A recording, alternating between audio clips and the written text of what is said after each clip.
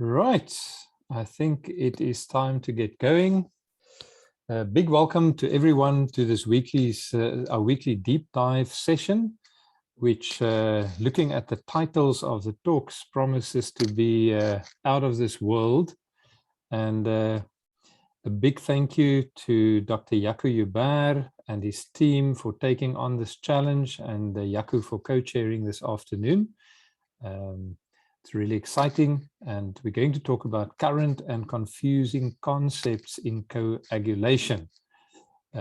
Much to learn we still have, I see is the subtitle. So we're very excited to hear all about Star Wars and coagulation, which is certainly going to be a very interesting angle on an important topic.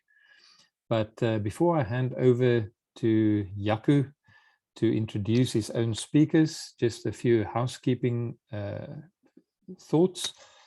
You are very welcome to enter any questions into the chat box, and we will certainly make sure that we make time for those in the course of the session. Second, towards the end of the hour, near 5 o'clock, a link will appear in the chat box with a code that you can click on. You'll be asked to put in your details and that code so that you can earn CPD points. So look out for that. Professor Alverberg will be putting it in there, or Gardin, one of the two, I'm sure. And yes, then I think let me introduce Jaco. Jaco Joubert is somebody I know well from my own time in Bloemfontein, a wonderful, great colleague. And at a very young age, already was so successful in what he did that he was appointed head of the Department of Hematology and Cell Biology of the University of the Free State and the National Health Laboratory Service at Universitas in Bloemfontein. And he's got quite a bit of research interest in not only laboratory hematology, but also transfusion medicine and hemostasis.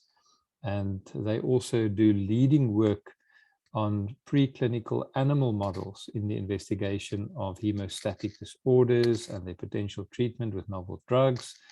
He's a passionate teacher for under and postgraduate students, and also very closely involved with the Bloemfontein Bleeding Disorder Clinic. So with that, Jaco, it's my pleasure to hand over to you to introduce your team members and to guide us through this afternoon's travels. Thanks, Jaco. Thank you, Prof. Louw, for that introduction, for that very kind introduction. And thank you also for inviting our team to present on this fantastic initiative. So the topic of this afternoon's talks is obviously trying to bring these confusing coagulation concepts from a galaxy far, far away, or a long time ago in a galaxy far, far away, right here to the present time in South Africa. So our idea was to bring some of these confusing topics a bit more into focus so that we can discuss it in a bit more detail. So I'm very privileged to have my two colleagues presenting here for us this afternoon. And the first speaker will be Dr. Lariska Haupt. So she is a hematologist here at Universitas Academic Hospital at the University of the Free State and NHLS Universitas. And she is a Free Stater born and bred now. She completed her undergraduate and postgraduate studies here, and at the moment is passionately involved with bleeding disorders and the thrombosis clinic. And is also, like many of us here, very passionate about undergraduate and postgraduate teaching. And she has a special interest in hemostasis and is also responsible for running the hemostasis and coagulation laboratories from the pathologist's side. So without further ado, I'd like to introduce Lariska to give us her talk on vaccine-induced immune thrombocytopenia. Thank you, Lariska. Thank you, Jaco. I'm just going to share my screen. Right, can you see my screen? Yes, we can. Okay, I have to credit Dr. Kennedy for our fabulous theme for this afternoon. I am indeed a Star Wars fan, but I'm not a fanatic, and she has come up with these with the theme and the slides. But before we get into the academics, sorry, I see my slides are not moving. Let me just choose another option.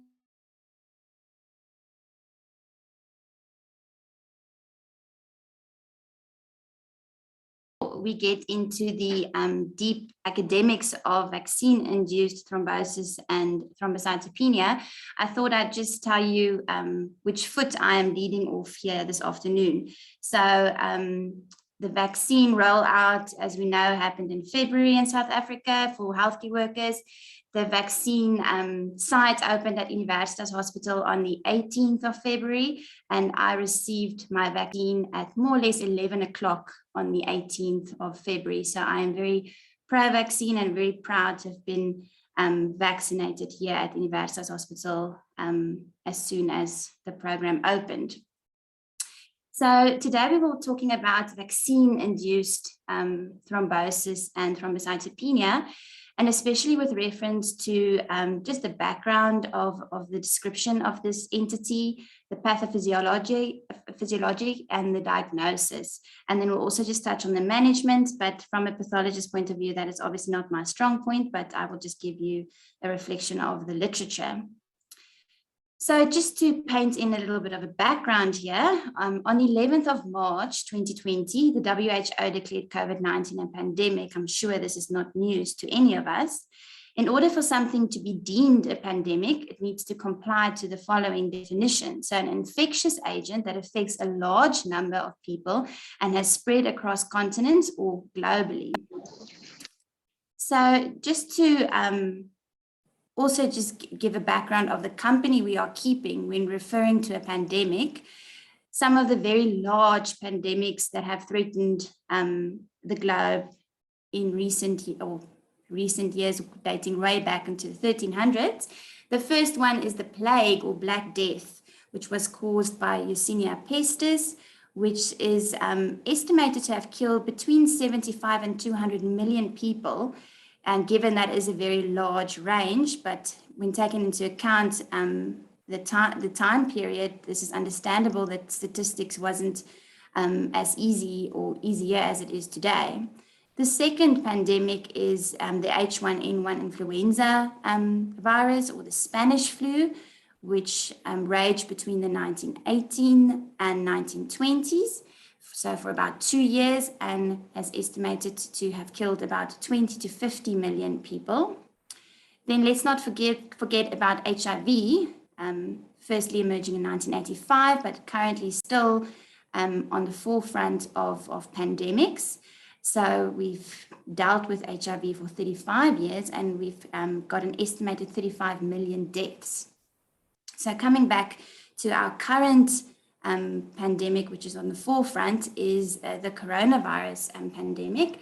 And I captured this statistics of the Worldometers website this afternoon, which has a death toll of 4.9 million. So although catastrophic and very concerning, still not competing with some of the main pandemics that I've just mentioned. Since the WHO declared COVID-19 a global pandemic, the race to produce a vaccine has been nothing short of a medical marvel. The first vaccines were rolled out in the UK in December and the US a week later as part of national vaccine rollouts, and this was the Pfizer vaccine. In the UK, the first dose of the vaccine reduced hospitalization and death by more than 80%. In the US, hospitalization rates decreased by 67% after the first dose of vaccination. So this was a massive, immediate improvement. So the vaccines currently available, and I will put a disclosure here that we know that there are many more, but these are the main vaccines approved by the large regulatory authorities like the FDA, as well as the European Medical Agency. I have included the Novavax vaccine in this slide because it's currently being trialed at Wits University, so it might become more relevant to our practice very shortly. But basically, the large groups are the mRNA vaccines, which includes the Pfizer and Moderna vaccines, the adenoviral vector vaccines, that's mainly the AstraZeneca and Johnson & Johnson vaccines, and then, like I mentioned, the protein subunit or Novavax vaccine, which is currently being trialed in South Africa. So available in our vaccination sites are the Pfizer and Johnson & Johnson vaccines. The AstraZeneca, to my knowledge, is not currently available in South Africa, and neither is the Moderna. So with any good medical intervention, there are usually side effects or adverse events, and we need to always weigh these risks with the potential benefits of the medical intervention, and COVID vaccines are no different. But the adverse effects can, of course, be rated. So the bad is definitely a complication like anaphylaxis, which is life-threatening.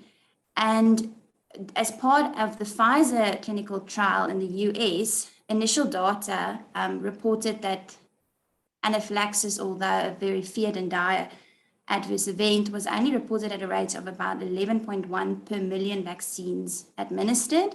For our own data with the Sezonke or Johnson & Johnson trial, where we published data of the first roughly 300,000 participants, and these were all healthcare workers, there was one case that could be deemed to conform to the definition of anaphylaxis. But then the ugly, because it's in conjunction with COVID vaccines, usually has a very high mortality, is thrombosis. And just to bring it into our backyard, thrombosis reported in the Sezonke or Johnson & Johnson trial in South Africa reported 5 cases on thrombosis, of which only 1 was fatal. And all of these patients had existing prior risk factors for thrombosis, but none of these 5 cases actually conformed to the case definition of thrombosis with thrombocytopenia. Which brings us to the case definition of VITT for today's talk. So in early February this year, the first case of VITT after administration of the AstraZeneca vaccine emerged. In June, summaries of 11 German and Austrian patients and 5 Norwegian patients with confirmed VITT was published in the NHIM. And these case series described 50% and 60% mortality rates respectively, which is massive. Shortly thereafter, similar reports emerged for the other adenoviral vector vaccines. This is the Johnson & Johnson or Janssen vaccine, and it was published in the same journal, which reported about 6 cases of the 7.5 million vaccinations. So as with anything new in medicine, we first, of course, have to fight about what to name it. So the initial German reports called it VIPIT, or vaccine-induced prothrombotic immune thrombocytopenia. But later in this journal and by the German group, they seem to favor vaccine-induced immune thrombotic thrombocytopenia or vaccine-induced immune thrombosis with thrombocytopenia. There were also publications coining it vaccine-associated, but this was quickly thrown out, or this was initially favored because we didn't like induced, as we didn't know about the pathophysiological link to the vaccine. And later they decided, well, you know what, they'll keep VITT because we can always change the induced to immune, as you can see they've already started to do. And some of the regulatory authorities are still using thrombosis and thrombocytopenia syndrome, as they are also scared to make any connotation with the vaccine, although researchers and hematologists alike do not prefer this term because it encompasses, as we know, a very large group of diseases that can be coined thrombosis with thrombocytopenia. So again, not specifying this unique syndrome. So of these four competing definitions, the favored one at this moment is definitely VITT. So how common is this very ugly complication of COVID vaccines? So this is a publication from Blood in June this year, referencing about 309 cases in the UK and 28 in the US. And these are as was reported by regulatory authorities. So interestingly enough, if we go look at published cases in literature, there is by no means as many as is reported by regulatory authorities. This is a report by the WHO in about late July this year, also trying to deduce incidence of VITT. And you'll see ranges here in the far right-hand column from the lowest being 0.3, the highest being 6.5 per 100,000 vaccinated individuals, so a very large range. If we look at the regulatory authorities, the CDC for the US, they seem to estimate this complication rate at about 1 in 500,000. The European Medical Agency, which is reporting exclusively on the AstraZeneca vaccine, incidence of about 1 in 100,000. And the Therapeutic Goods Administration, which is the Australian regulatory authority, they have probably the highest, one of the highest incidences, ranging from 1.8 to 3.1 in 100,000. And this is all recent updated data. So we need to put the incidence of VITT in perspective with the incidence of thrombosis in the general population, or the population without taking into account vaccine, if that is theoretically possible. So when doing this, we need to remember that the annual incidence of VTE in any adult population is somewhere between 1 to 2 per 1,000. So this is per year. So that's 10 times higher than the estimated incidence of VITT. VTE in pregnancy is about 1 per 500 pregnancies. So that's 20 times more likely than with vaccine-induced thrombotic thrombocytopenia. And then in hospitalized patients with COVID-19, 1 in 5, so 200 times more likely or higher incidence than in vaccinated individuals with VITT. So when looking at it this way, I'm sure we understand that we are indeed talking about a very rare complication. So just to join this into the Star Wars talk, is it the Phantom Menace? So is it a phantom? No, it's not a phantom. It is indeed an entity that we need to be aware of and be able to address when it occurs as an emergency. But also, is it a menace? With a 50 to 60% mortality rate in some of the published data, I think it is indeed a menace, but we still need to see this in perspective of the incidence of VTE in the general adult population. So the pathophysiology of VITT, the current understanding is that it's very similar to heparin-induced thrombocytopenia, or HIT. So patients develop a thrombocytopenia and thrombosis ranging between 5 to 28 days after the administration of an adenovirus COVID-19 vaccine. So those are the Johnson & Johnson's and AstraZeneca vaccines. There are circulating antiplatelet factor 4 antibodies as detected by ELISA assays. And the antibodies are thought to bind platelet factor 4 and activate platelets via the Fc gamma 2 receptor, as is the same for HIT. So this is just a diagram depicting the pathophysiology of HIT. And like I said, there definitely are quite a few similarities, or we think there are quite a few similarities. So for HIT, as you know, platelet factor 4 binds to heparin, and this new complex elicits an immune response with antibodies being produced against this complex. The bound antibody with its FC portion will then bind to platelets, activating the platelets. So the question is that in vaccine-induced thrombotic thrombocytopenia, there is no pre-existing exposure to heparin. So heparin is definitely not part of the pathophysiology of this entity. So our question is, what is in this scenario the replacement? So it could be anything from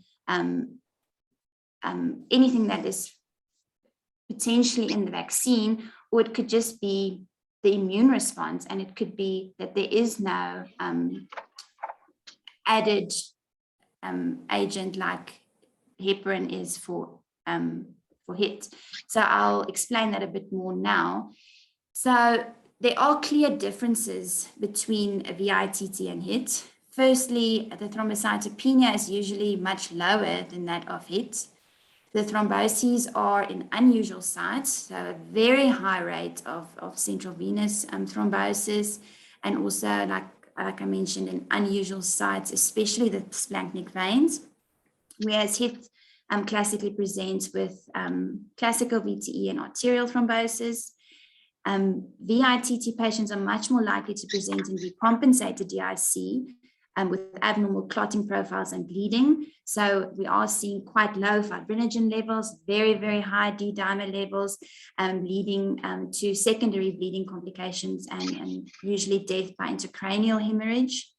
The antibodies are independent of heparin or polyanion complexes. In fact, we know that in functional assays for heparin-induced thrombocytopenia, low doses of heparin potentiate platelet aggregation or platelet activation, and high doses of heparin, supraphysiological doses of heparin, actually inactivate HIT antibodies. But there is evidence, in vitro evidence, that even physiological or low dose of heparin will inhibit anti-platelet factor 4 antibodies in both ELISA and functional assays. So this is very important to note, and I'll touch on this when we get to the diagnosis. So when looking at the pathophysiology and its relationship with that of HITs, it probably mostly resembles the entity called spontaneous HIT, which is HIT that can develop without prior heparin exposure. It's a subclass of autoimmune HIT, and it is initially described in patients after orthopedic surgery and patients after viral or bacterial infection.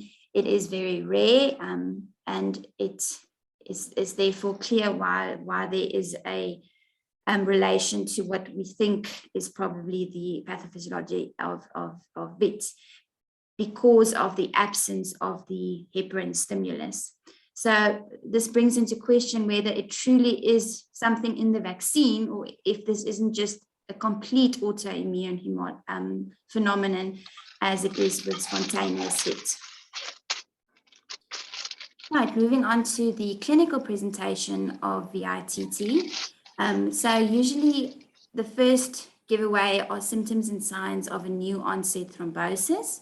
There's, like I said, a very high incidence of CVT and splanchnic vein thrombosis. So this would usually present as severe or persistent headache, blurred vision, seizures, and or any focal neurological symptoms, or persistent severe abdominal pain, shortness of breath, chest pain, leg pain, or swelling. Initially, it was reported or seemed to be reported more commonly in younger patients and with a slight female predominance, but we need to keep in mind possible selection bias, as we know that medical workers were at the forefront of vaccine rollouts and clinical trials, and young females are definitely overrepresented in this population. Taking into account the force of nurses in this population. So this might be skewed and might even out as the vaccine rollout progresses internationally.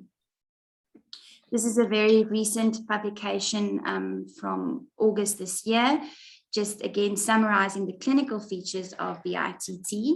And here you can see that the female predominance initially reported is starting to even out. There is still female predominance, but very slight.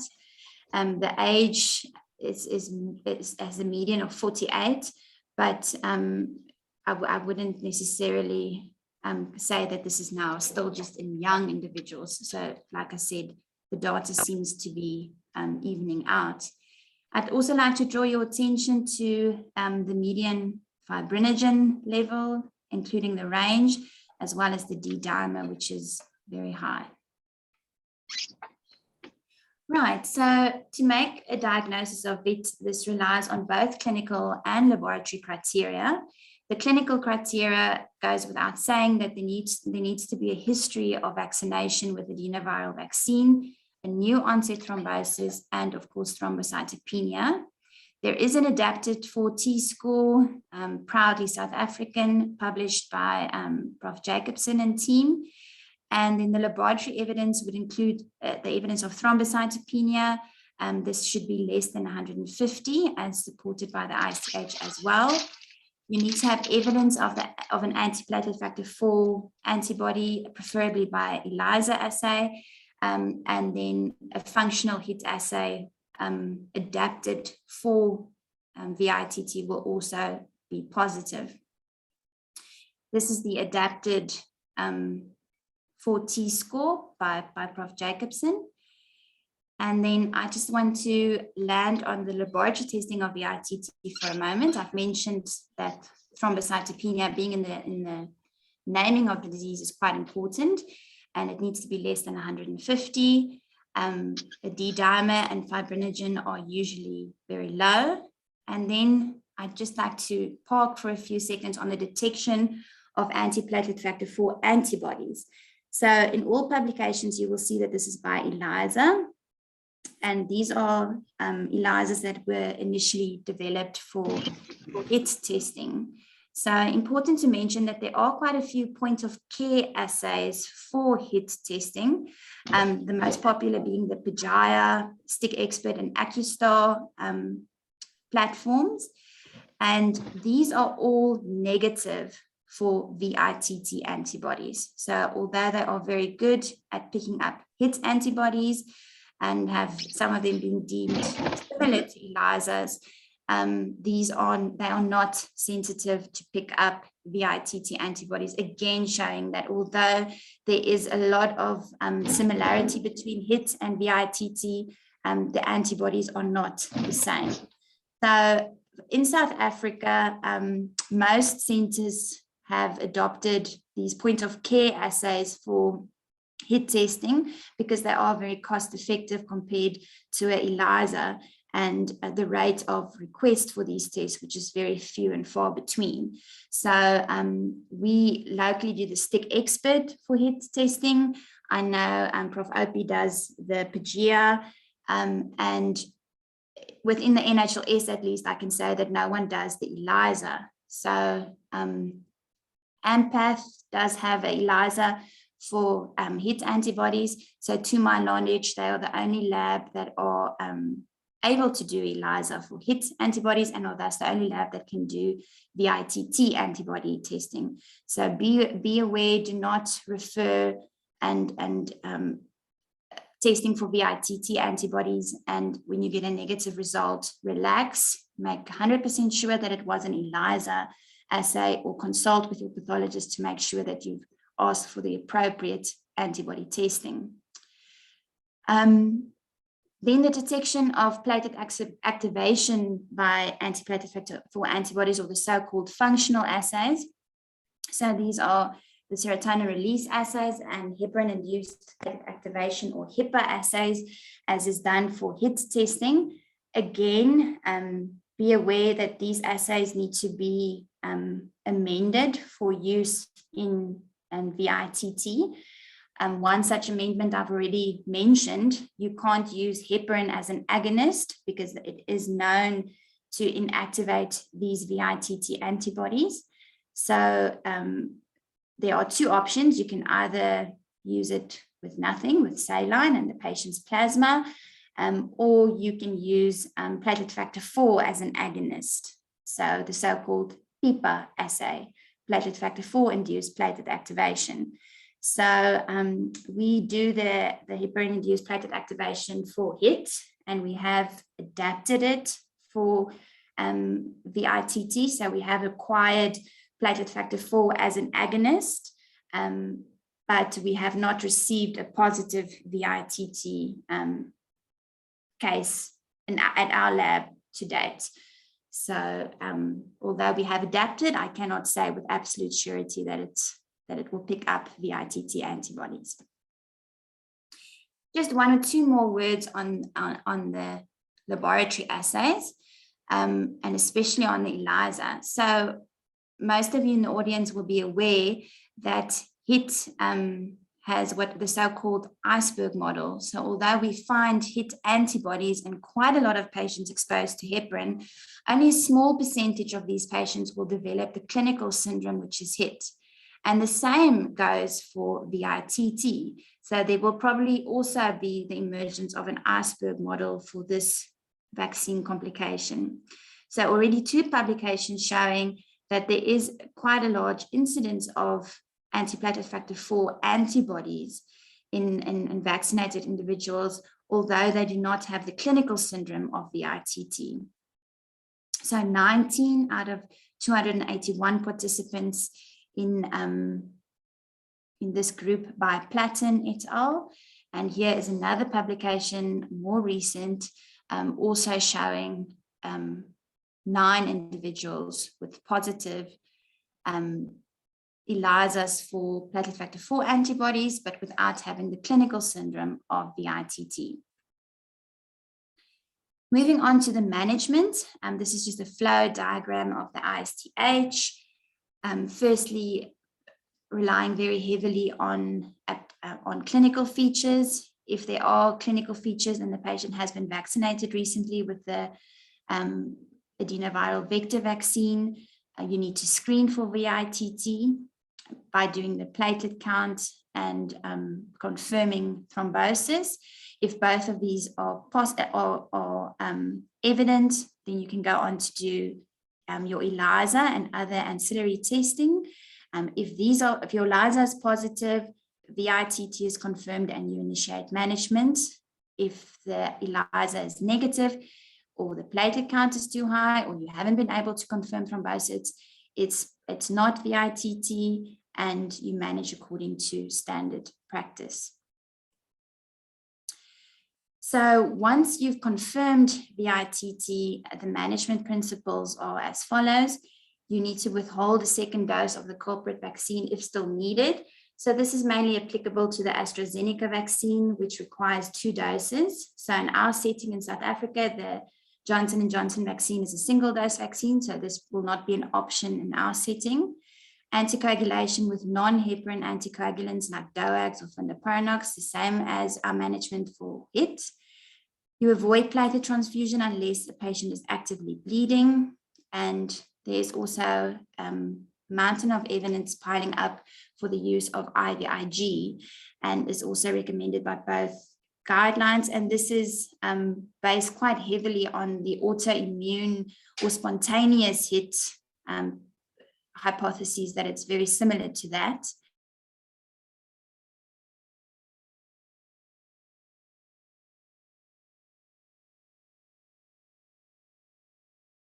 So just a few last thoughts before I end off. So it's important to realize this is a very well described and specific disease entity. You need thrombocytopenia, you need thrombosis, and you need a history of the vaccine. So a few confusing topics that might overlap is vaccine-associated thrombocytopenia and bleeding, as well as isolated thrombocytopenia with no bleeding. So this is likely aggravated ITP or vaccine-induced ITP, but should be managed accordingly. So in the absence of thrombosis, this is another and different kind of vaccine complication. Vaccine-associated thrombosis without thrombocytopenia, as was published by our own Sezonke team, In these patients, there is thrombosis, but no thrombocytopenia. It's usually seen within context of a clinical trial, and it's probably just background thrombosis of any given population. And they usually have normal fibrinogen and do not have such a decompensated coagulation profile. There are still quite a few unknowns when it comes to VITT. For example, a clear clarity on the incidence of VITT, the impact of age, gender, comorbidities, etc. Are there any differences between the AstraZeneca and Janssen VITT syndromes due to adenoviral vector differences, DNA cargo differences, contaminants within the vaccine itself? Should patients who develop VITT avoid heparin? Are they at a likely increased risk of developing HITs? Is there any genetic predisposition? And how long should we anticoagulate patients who develop VITT? And just when we thought it's this very well-defined syndrome, there are 2 case reports, both very recent, of VITT for the mRNA vaccines. So 1 case report for the Moderna vaccine and 1 case report for the Pfizer vaccine. I've read both myself, and they do adhere to the case definition of vaccine-induced thrombotic thrombocytopenia. So obviously much rarer even than the VITT we have been discussing up to now, but it looks like it is not going to be exclusive to the adenoviral vector vaccines. I'm not sure, Jaco, if we should take questions now or at the end. And if there is still time, I would like to play a video, but if we are out of time, I accept that. Yes, we can. You can maybe play your video if it's a short video. We can have a look quickly. I think it's like 3 minutes. Okay, Yeah. let's have a look. Okay.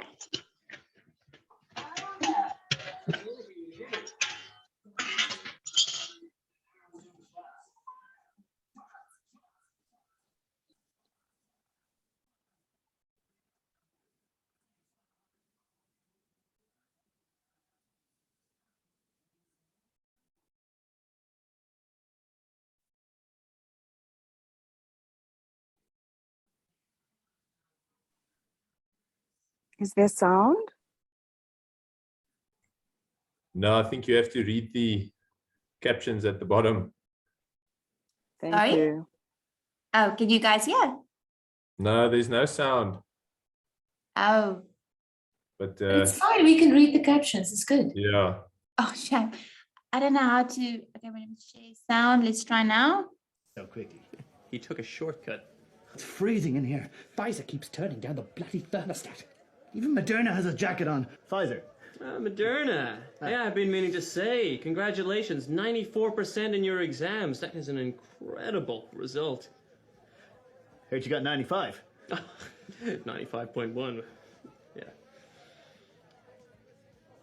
This Delta variant's a bit much, isn't it, eh? Oh, yes. Tell me about it. I mean, I thought the UK variant was bad enough, but the Delta.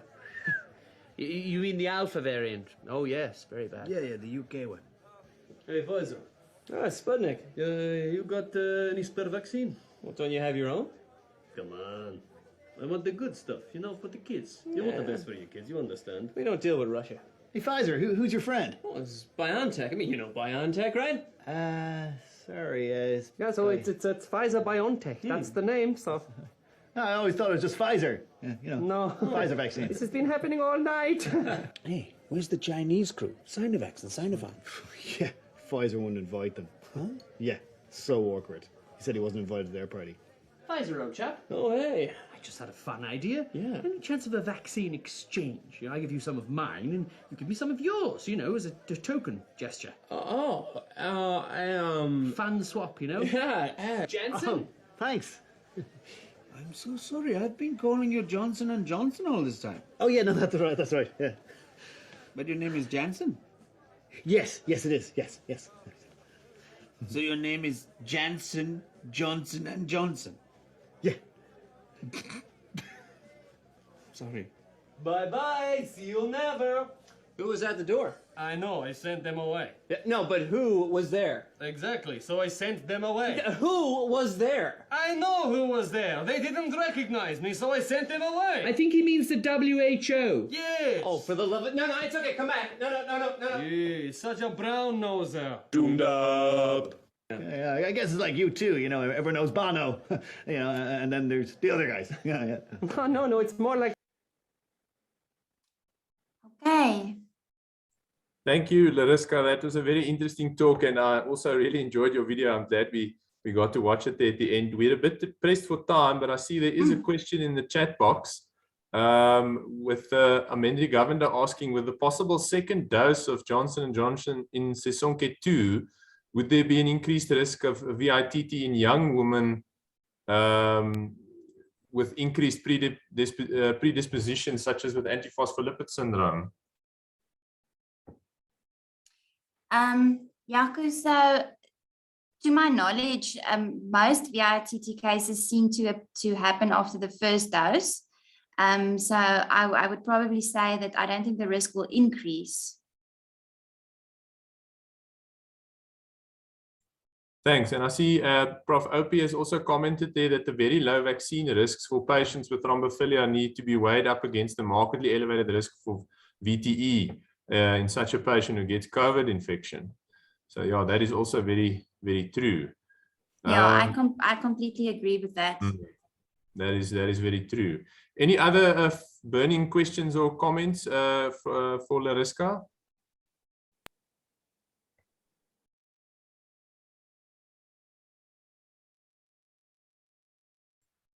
Okay, thank you, Larissa. Thank you very much for your talk. It was really insightful. And now we move on to our next speaker, and it gives me great pleasure to introduce Dr. Stephanie Kennedy to you. So some of you may remember her from a talk earlier in the year that she spoke about bleeding of unknown cause and related topics. So today she's going to be talking to us again about bleeding of unknown cause. And the subtitle of her talk is "Do or Do Not, There Is No Try." So she's going to try to tell us how much should we do and how much should we try in patients with bleeding of unknown cause. So Stephanie is a registrar in our department. She joined us last year, and she's enthusiastic to learn about both the lab and clinical aspects of hematology, and particularly enjoys her time at the Bleeding Disorder Clinic, as I'm sure you'll see from this presentation. And she's currently working on an MEd research project that deals with HHT, which Larissa is incidentally her study leader for. And she's been a student at the University of the Free State for 10 years now. She's got a B Miss and an MBCHB, and she also holds an MSc in internal medicine from Edinburgh.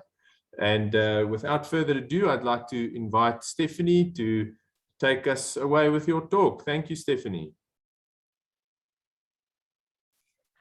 Hi everyone, this is me. I'm gonna switch off my camera just to introduce myself. Thank you very much, Dr. Hubert, and thank you, UCT.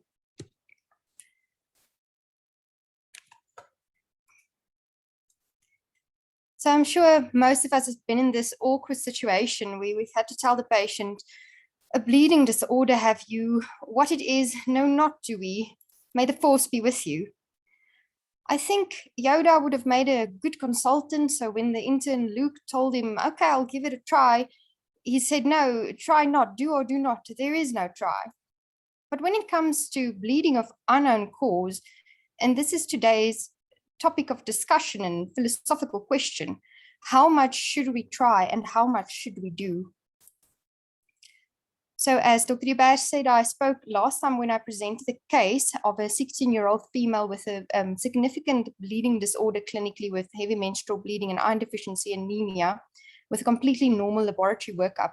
And these are pictures of her and her mother and her sister illustrating the Beighton score for joint hypermobility. And subsequently, she was diagnosed as having hypermobility spectrum disorder. So then I spoke about bleeding inheritable disorders of connective tissues, which is a more under-recognized cause of a bleeding disorder. And then I spoke about vascular bleeding disorders. And today's topic, bleeding of unknown cause, just really links into this kind of case. So bleeding of unknown cause was also known as unclassified bleeding disorders. And the majority of the emphasis for today's talk is really on inherited bleeding disorders, but we're not completely excluding acquired disorders here. So I'm going to discuss what is bleeding of unknown cause, how common is it, why is it important, how should we treat patients with bleeding of unknown cause. I'm going to attempt an approach to the patient with bleeding of unknown cause, and hopefully at the end we can refine this in the discussion. So what is bleeding of unknown cause? Thomas et al. Recently reviewed this topic, and they define bleeding of unknown cause as a clear bleeding tendency in the presence of normal hemostatic tests. The European Hematology Association gives the following definition for bleeding of unknown cause. So it has the phenotype of a bleeding disorder, but cannot be associated with any hemostatic or genetic abnormality after extensive investigation with currently available techniques. And they add this little sentence anecdote at the end. It cannot be excluded that under this provisional category, future novel techniques may identify new disease entities. So what they say is that maybe in the future, we will know. For example, in 2013 and 2014, two new autosomal dominant disorders that were previously known as bleeding of unknown cause were identified. So there was a family in East Texas who had this autosomal dominant East Texas bleeding disorder, and in 2013, the specific mutation was found called factor V short. A bit later, they found a similar clinical entity with a factor V mutation called factor V Amsterdam, where the mutation was just in a different position. And a thrombomodulin mutation, which was responsible for postoperative bleeding in a family, was also identified in 2014. So what we're saying is that many of these patients who we now say have bleeding of unknown cause may somewhere in the future actually have a specific diagnosis. Thomas et al. Go further, and they say that bleeding of unknown cause is a heterogeneous group of disorders that may include undiagnosed rare diseases or perhaps polygenic reasons for bleeding. So in a series of studies, the characteristics of patients with bleeding of unknown cause were summarized as follows. So it seems that females predominate. More than 60% of the cases tend to be female. This is most probably because they have more chances to bleed, because there is the opportunity to have heavy menstrual bleeding or postpartum hemorrhage. These are generally mild or moderate bleeding disorders, and they tend to present later in life in about the 30s. And this is probably because when you get older, there's more opportunities to bleed. Your teeth get fraught and they have to be extracted. Organs become redundant, gallbladders and appendices, and people are exposed to more hemostatic challenges. What is quite significant is that in 30 to 40%, there's a family history of bleeding. 40 to 70% have a normal workup, and there was one study which showed that 46.2% were blood group O. So how common is bleeding of unknown cause? So the incidence isn't that clear. Here is the incidence of bleeding disorders in the UK statistics base, showing unspecified bleeding disorders being quite rare at 2%. However, these studies on the right were summarized by Segers et al., and they showed that in patients referred to a tertiary hospital with a bleeding disorder, 28 to 42% received a final diagnosis, but more than 50% remained without a final diagnosis. Another large study by the Vienna Bleeding Biobank, which characterized patients with bleeding disorders, showed that 73%, so 303 out of 418 patients with a bleeding disorder did not receive a final diagnosis and were labeled as bleeding of unknown cause. And again, they showed that it was more common in females than in males. Why is bleeding of unknown cause important? So although we may be unable to identify an exact cause for the bleeding disorder with the methods we currently have available, we should still manage these patients as we would any other patient with a bleeding disorder. They can still have heavy menstrual bleeding, iron deficiency anemia. They can have increased bleeding during surgery and childbirth. And some of these bleeding disorders are associated with pregnancy complications such as miscarriage. So precautions may be needed. Pregnancy and delivery needs to be planned. And we need to take decisions about low molecular weight heparin prophylaxis in these patients, especially if the bleeding disorder is mild. So how should we treat patients with bleeding of unknown cause? These recent reviews on the topic all agree that the pharmacological management is really with tranexamic acid and or desmopressin, if this is available. Some of this recommendations is derived from a study done by Obadji et al. In 2016. It was a retrospective study where they evaluated the outcome of tranexamic acid and or desmopressin after hemostatic challenge. And they found that in 90% of cases, 70 out of 78 cases, there was a successful outcome. So these drugs can be recommended for this problem. So this brings me to our philosophical question. In the diagnostic workup of bleeding of unknown cause, how far should we go? Segers et al. Reminds us that this can be a costly and time-consuming process, and that there can be expected positive and negative outcomes if you try to make a specific diagnosis for a bleeding disorder. So for example, making a specific diagnosis can help you reassure the patient and the doctor that the case was completely investigated. You can make a more precise assessment of future risk of bleeding and give more specific instruction on treatment. So if there's a factor 13 deficiency, you can replace the missing factor, etc. And then you can tailor your information regarding how the patient should adapt their lifestyle and give counseling for future generations. But on the other hand, giving such a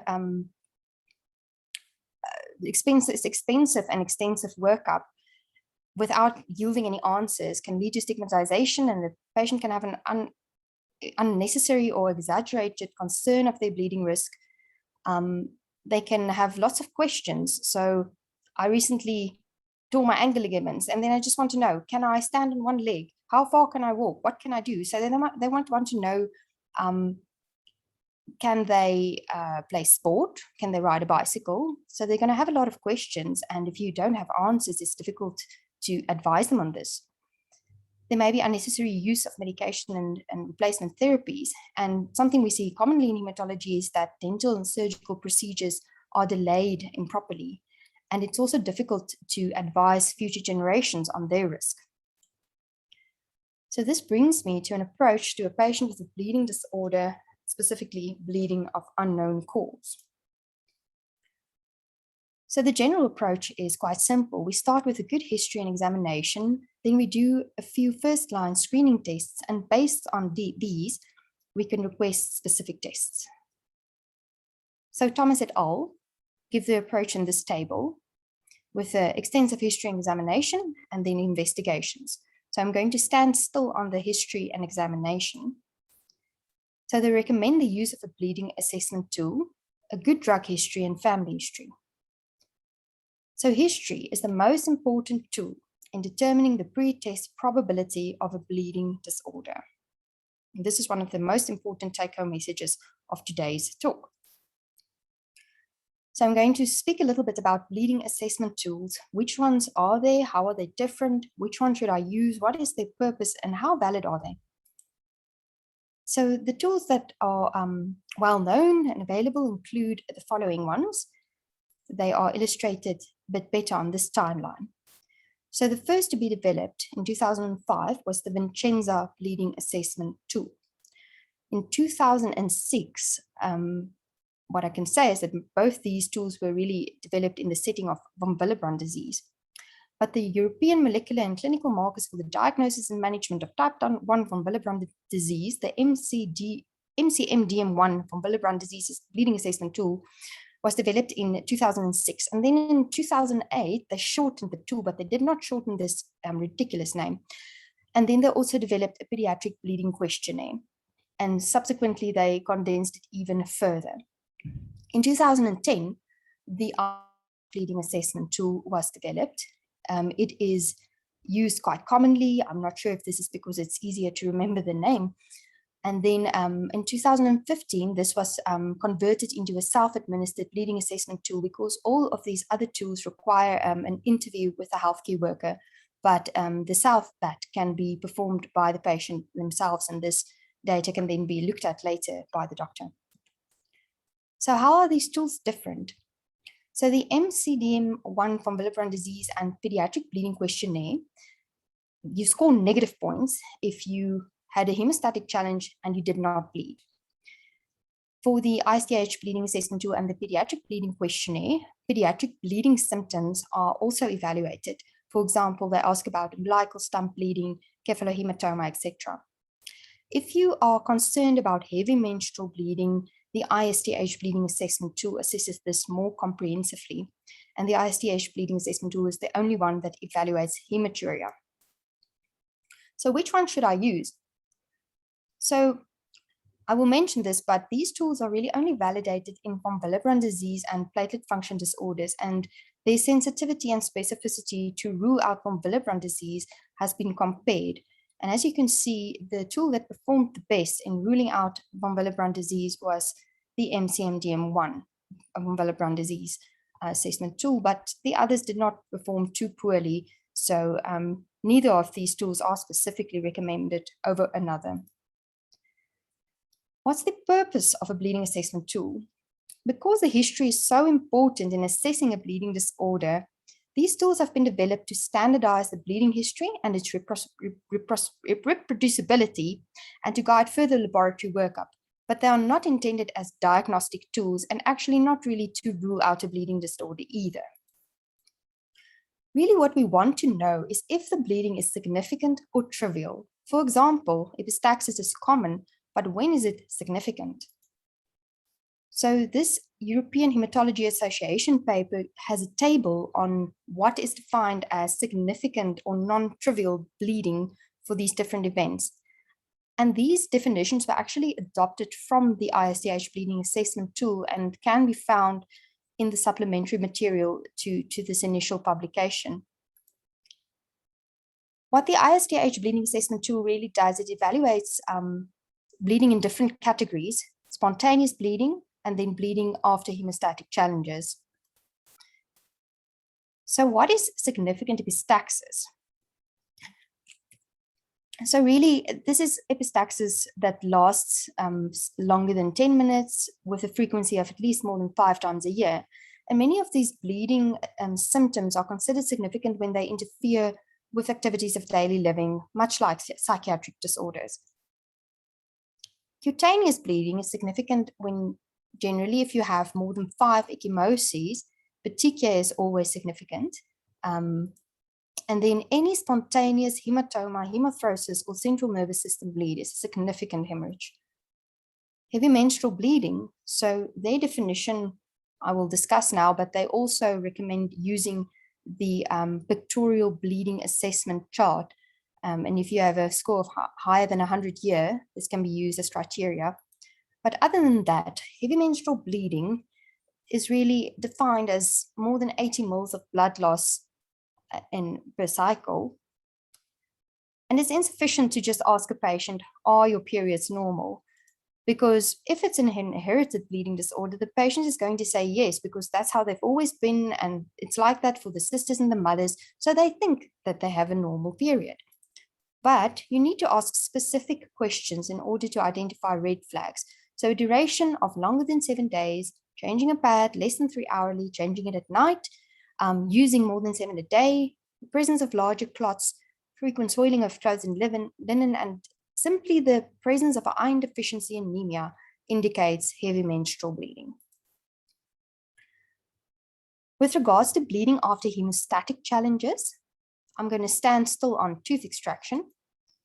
So this is defined as bleeding occurring after leaving the dentist's office, so you had to return, or the procedure needs to be stopped or delayed. Now, a tip here is actually to ask the patient, when you ask them this question, not to ask, have you ever had a tooth extracted and did it bleed, but to ask them, do you still have your molar teeth? Because patients often forget that this big operation that they had was actually a tooth extraction. So in conclusion, bleeding assessment tools helps us to assess if the bleeding is significant or trivial. So they've been validated in von Willebrand disease and more recently in platelet function disorders, but importantly not in bleeding of unknown cause. and they have several limitations. So the score can be elevated due to other factors. For example, you may have had a postpartum hemorrhage due to an atonic uterus. There can also be bias if the patient is female, because automatically they score points for heavy menstrual bleeding and postpartum hemorrhage. And also, the score increases with age as hemostatic challenges accumulate. So are they that useful in pediatrics? So for this reason, the pediatric bleeding questionnaire was developed and modified for this population. So really, to conclude, bleeding assessment tools provide us with a structured approach to bleeding symptom assessment, but they have limited diagnostic accuracy. And it helps us take a systematic history that is reproducible, and it helps us guide further laboratory workup. Where can I find these tools? So there are many places, MD, Calc, etc., but the World Federation of Hemophilia has a whole compendium of assessment tools on their website where all of these are found. Furthermore, when we take a history, we need to try and categorize the type of bleeding. This is, any undergraduate student will tell you this, but you need to decide, is this a coagulation factor problem or a mucocutaneous platelet type von Willebrand disease problem? And then it's important to take a good drug history, do a pocket search, make sure the patient isn't taking any over-the-counter drugs or herbal remedies. So several drugs are associated with a bleeding disorder, the more obvious ones being anticoagulants, NSAIDs, and antiplatelet drugs. But remember that corticosteroids can interfere with collagen formation and vascular integrity. Antibiotics can cause bleeding by several mechanisms. A very commonly used drug are the SSRIs, and they interfere with platelet function. Then in terms of over-the-counter drugs, a lot of patients are taking garlic for COVID nowadays, and this can cause bleeding. Ginkgo biloba is another over-the-counter drug that causes a bleeding phenotype. Fish oils are often cited to cause a bleeding problem, but this is actually not true, and we shouldn't actively discourage patients not to take fish oils. So the clinical examination, one of the things that Thomas et al. Also emphasizes that we must check for symptoms of a collagen disorder, including joint hypermobility and skin hyperextensibility. And this is what I spoke about last time. And I always do a Beighton score to assess for joint hypermobility, because this is a simple and easy tool that can be performed at the bedside. And if you suspect a heritable disorder of connective tissues, remember that these are multisystemic disorders and that these patients can have a variety of other problems. Then we can also examine for signs associated with bleeding disorders. This table illustrates some of these examples, which can help you make a specific diagnosis. And this is particularly true for the vascular bleeding disorders. So this is again what we spoke about last time, but just to refresh your memory, if the patient has recurrent epistaxis, to look for telangiectasia. Senile or solar purpura is a very characteristic clinical presentation. The vasculitides have palpable purpura. One can look for Cushingoid features, and very characteristic features of, for instance, amyloidosis. Then there may also be several syndromic associations, and this is usually with the platelet function disorders. But if we find any of these clinical signs, we may try a little harder to make a specific diagnosis. So this brings me to the laboratory investigations. So Thomas et al. Summarized their recommended investigations as FBC and film, liver and renal function, PT-PTT and class fibrinogen, from Willebrand studies, specific factor levels. They recommend factors 8, 9, 11, and 13. And then for platelet function testing, platelet transmission aggregometry. But when all these first-line tests are negative, what do we do next? So here's where we have to stop and think a bit logically about where can the problem be.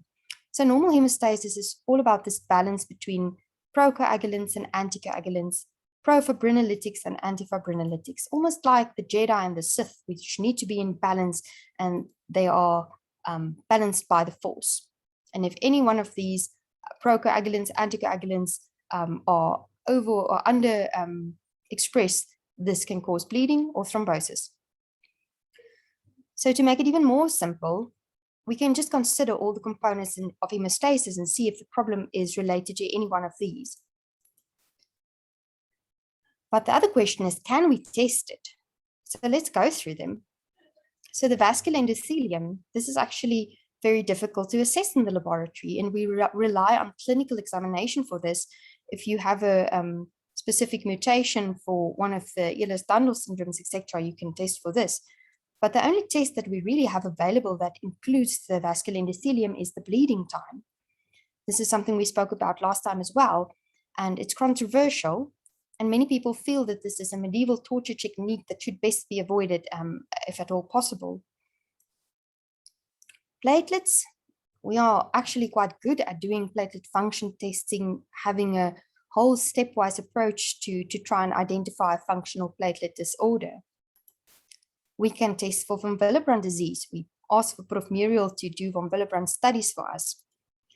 If we suspect a coagulation factor problem, we can screen with the PT and PGT mixing studies and do specific factor levels. You may be wondering what causes bleeding when it comes to inhibitors of coagulation. So the two new disorders are actually here, the thrombomodulin mutation and then the factor V short mutation, which indirectly causes bleeding through tissue factor pathway inhibitor alpha.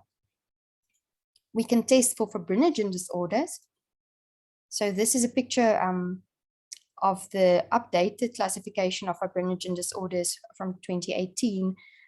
And essentially these are classified as quantitative or qualitative disorders, and we can test for these. This table illustrates some of the tests that we can do to rule out or if we suspect a fibrinogen disorder, such as the PT-PTT, a class fibrinogen, and then a thrombin time, a reptilase time. PT-derived fibrinogen, what is not in this table, for instance, is a D-dimer level. But it's also important to note that in dysfibrinogenemia, where there's a qualitative defect, many of these tests can still be normal. So what about fibrinolysis?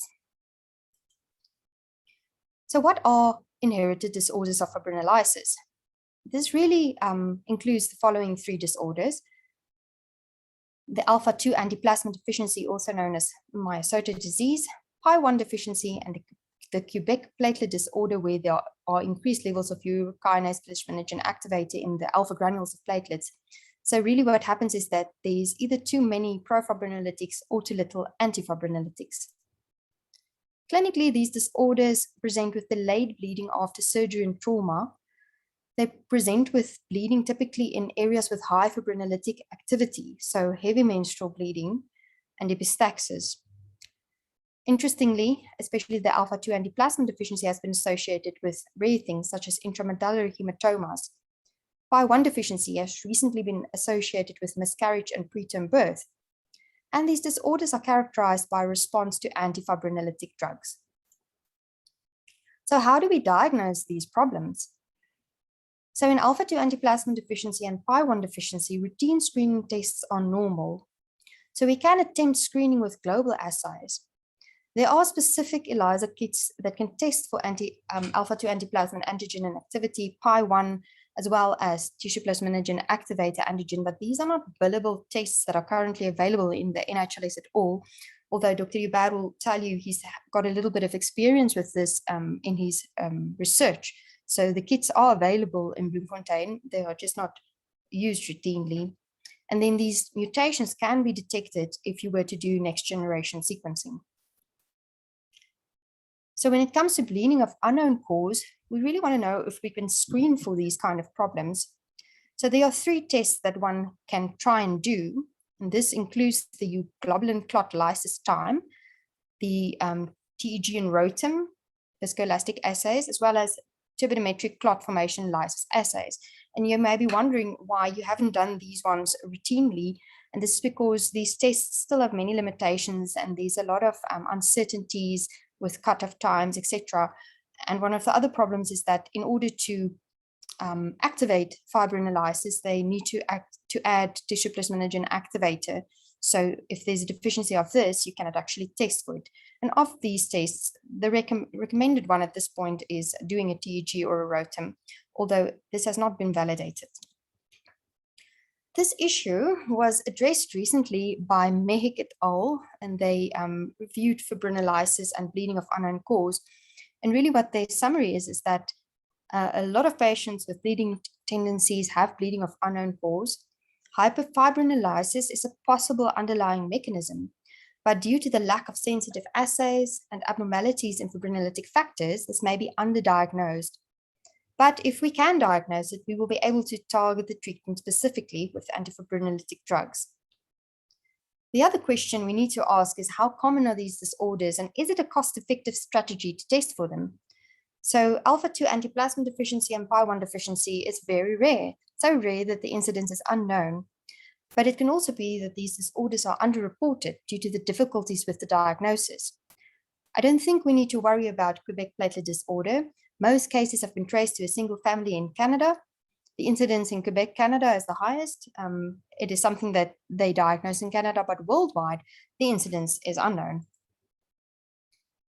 So this brings me to a consolidated approach. And this algorithm on the right-hand side by Bunder et al. Really considers all these components of hemostasis. So they also start with a good history and family history. They recommend the use of a bleeding assessment tool and the physical examination. And this is followed by a few first-line tests, namely a FBC and a smear. They recommend the use of PFA 100 or 200, from Willebrand studies, PT, PTT, and fibrinogen. And then based on this and the clinical picture, you can decide, does the patient have a problem with primary hemostasis? And if so, you can continue to do from Willebrand studies. If you suspect a problem with secondary hemostasis, you can go further. And if the PT-PTT is prolonged, you can do mixing studies and specific factor levels. You should also then look for fibrinogen disorders. If you still don't have any abnormal results, they then recommend again looking at your bleeding assessment score. And if it's low, they say you can probably stop here. But if it's significant, one should look a little further. So the first thing you want to exclude is factor 13 deficiency. So we do this for all our patients when we work them up for a bleeding disorder, because remember that in factor 13 deficiency, the PT and PTT will be normal. And this can be successfully treated with replacement therapies. Cryoprecipitate is what we have in South Africa. They also specifically prompt us to look for vascular disorders, so the heritable disorders of connective tissues. And then they specifically tell us to consider hyperfibrinolysis. So they recommend doing these tests that we don't really have for alpha-2 antiplasmin and PI1 deficiencies. And only then, when you've excluded all of this, can you say that the patient has bleeding of unknown cause. So for the last few minutes, let's look at some other laboratory tests that are available. So what about global hemostasis assays? So viscoelastic assays, TEG and ROTEM. So there has been 3 studies evaluating this, but they did not actually find any significant abnormalities. What about the PFA 100 and PFA 200? So beyond platelet aggregometry testing, Thomas et al. Specifically don't recommend its routine use and feel that it's of very limited value. However, other authors, such as Bunder et al. Again, incorporate this into their algorithm. So what about thrombin generation assays? Again, 6 studies have looked at this, and there's not good consensus, and its role remains uncertain. So at this point, it's not routinely recommended. What about blood group? So it's been known for quite some time that low von Willebrand factor and blood group O is associated with a mild bleeding tendency. And a study by Gebert et al. Showed that 46.2% of patients with bleeding of unknown cause were blood group O. So there may be a possible overlap. This topic is reviewed in this paper published in Blood for further reference. But what is interesting is that blood group O has also been associated with bleeding disorders independent of von Willebrand factor and factor 8 levels. So in this study by Meg et al., they found that in patients with bleeding of unknown cause, 47% of them were blood group O. And they not only had a frequency of bleeding disorders, but it was also associated with increased bleeding severity, more symptoms, and a higher prevalence of mucocutaneous bleeding. And this brings me to the question that's probably on everyone's minds. What about a molecular diagnosis? So NGS, or high throughput sequencing, can be done to look for bleeding disorders, and it can actually detect some of these very rare disorders, such as thrombomodulin mutations, factor 5 short, and alpha-2 antiplasmin deficiencies. But because these disorders are so rare, this is not considered a cost-effective strategy at this stage. Downs et al. Recently reviewed this topic really at Cambridge, where they do thrombogenomics testing, which is just the name they give for their NGS sequencing. And in their study, they included 2,396 patients with either a bleeding or thrombotic disorder, and they did next-generation sequencing of the DNA of these patients. And this was their results. So they were able to make a molecular diagnosis in 37.3% of all the patients included. And they further characterized them into 5 categories. So patients either had a thrombotic disorder, disorder of platelet count, platelet function, a coagulation disorder, or unexplained bleeding. So in the first 4 categories, their molecular diagnostic rate was quite high. So in 49.2%, they were able to make a specific molecular diagnosis. But interestingly, in the patients with unexplained bleeding, and they included 619 patients, they only made a specific diagnosis in 3.2%, which was very low. So then discuss why it was such a low diagnostic yield. And it could be that the genes that are responsible for bleeding in these patients are just not yet known, or that these are perhaps polygenic disorders. So polygenic disorders such as cardiovascular disease, type 2 diabetes mellitus, breast cancer, hypermobile Ehlers-Danlos syndrome, those kind of things. We know that they run in families, they are inherited, but we don't have a specific mutation associated with them. And for these things, they are now developing polygenic risk scores to predict your risk. So maybe one day in the future for bleeding of unknown cause, we might have a score like this. So really, the take-home message here is that this technology is advancing very rapidly. And although it may be very expensive and difficult at this stage, I think that in the next 10 or 20 years, we may do this for all patients with bleeding of unknown cause, and we really need to watch this space. And this brings me to my conclusions and recommendations. So Thomas et al. Conclude the following. Bleeding of unknown cause remains a challenge for hematologists. Tests for rare conditions are expensive and have a low yield, and they don't suggest testing all patients unless they don't respond to therapies for everything. McDonald et al. Also reviewed a large cohort of patients with bleeding of unknown cause, and they make quite a few good recommendations. So first of all, they recommend the minimum investigations. They recommend the use of a bleeding assessment tool. They specifically tell us, again, to exclude a collagen disorder or HHD, the use of tranexamic acid and desmopressin. They also tell us that you can reassure these patients that spontaneous life-threatening bleeding is rare because these are generally mild bleeding disorders.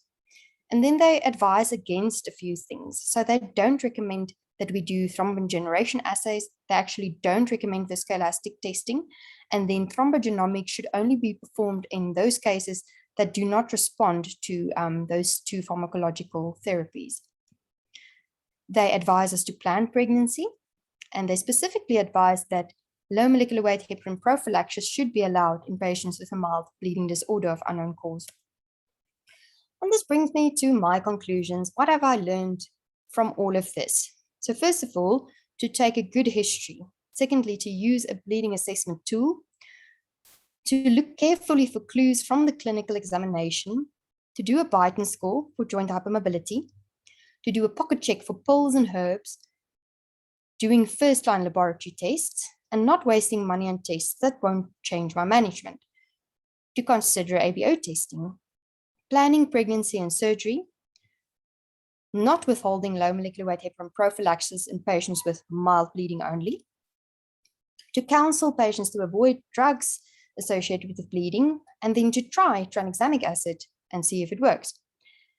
And lastly, to watch this space for developments in genomics. And with that, I thank you very much. Thank you, Stephanie. That was a really excellent talk. Thank you so much. It really, I think, opened up the eyes of the audience to this whole topic. While people are thinking of questions and comments, there's one comment from which I assume is probably Niku Lategan. If it's not, you can correct me, but I think it's Niku who says that AMPATH can test for alpha-2 antiplasmin and TPA, but that the PI testing needs a specific tube, which makes it difficult logistically. So yeah, that is, these tests are available. We don't offer them at our lab, but it's good to know that there are places that do offer them. And it's always that debate that, you know, people would say we don't request the test because the lab doesn't offer them. And then the lab says we don't offer it because people don't request it. So it's good to know that it is at least available somewhere.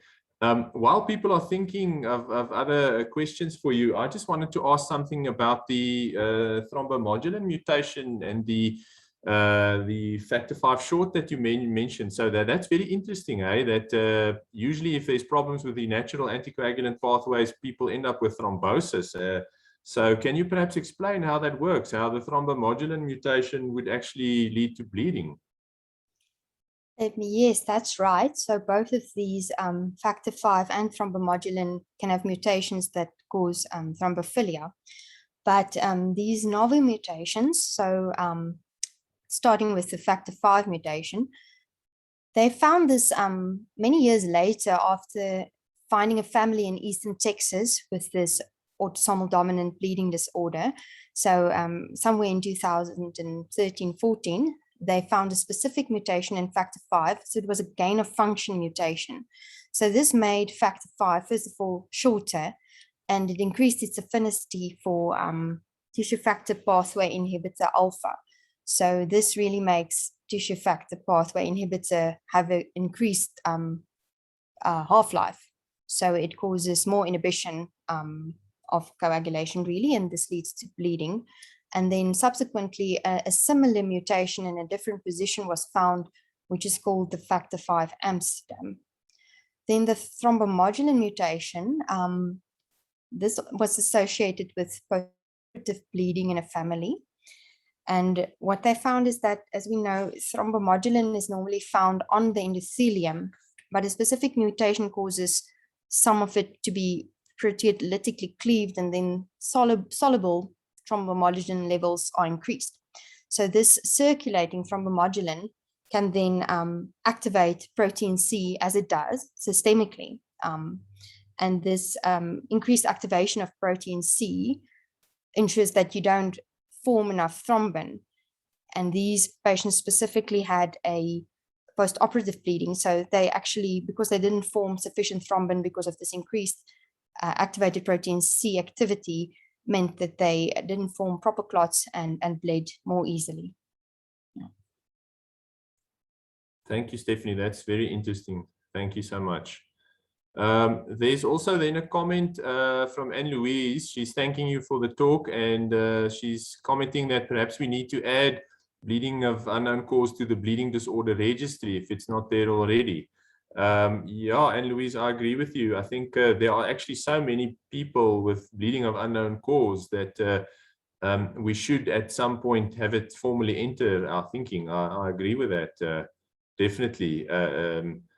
So that's something that we as a group can probably look at. And then just a last comment from me regarding the genomic and molecular testing, genetic testing for bleeding disorders. I think that is also something to watch the space. I agree with you. I think that might be something that, you know, will definitely enter our thinking in terms of, you know, for a patient like this without a diagnosis, doing a next generation sequencing panel almost might really change the way we look at things. So Amendri is commenting or asking there, with a high sensitivity of thrombogenetics tests, will clinical practice change with the molecular test? Good question. That is a good question. What are your thoughts on that, Stephanie? So yeah, as we said, is that it actually has a quite a high diagnostic rate for things that we can sort of diagnose otherwise. So the patients who have a specific mutation, you already know by that time that they have a platelet function disorder or something like that. But I think it will ease up the process, and you don't have to spend so much money on different tests. If this test becomes cheaper, then it will just be a one-stop and easy to test thing. As we said, with bleeding of unknown cause, the diagnostic rate was only 3.2%. So I think this is going to change as new mutations are added to the database, because they can only really test what they look for. So I think when things become better known and as the technology advances, yes, I think it will change practice. Yeah, the question is also always at the other end of the spectrum, is that, if it will actually really change your management, so even if you diagnose fibrinolytic system defects, it might not actually, change the fact that you're going to give an antifibrinolytic drug like a tranexamic acid. So it is an interesting debate that I think we will probably be looking at in future in more detail. Amendri then also comments that it also improves preventative intervention, which is also true. So yeah, if there are no other questions or comments for our speakers, I think then we can probably wrap up there.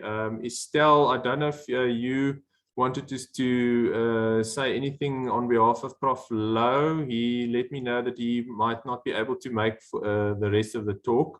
But from our side here in Bloemfontein, we just wanted to thank you guys again for inviting us to participate in this this program.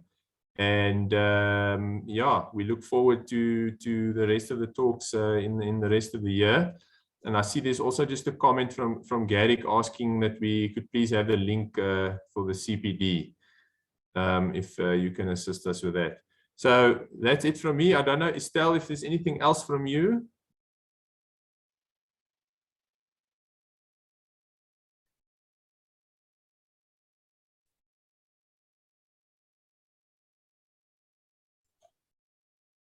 Okay, thanks everybody. And thank you for attending and for listening to our speakers. And thank you once again to our speakers for the very interesting and insightful talks. And you must enjoy the rest of your afternoon and your evening, and travel safely if you still need to travel. And yeah, thank you very much for everything, and we'll see you at the next one. Thanks everyone. Bye-bye.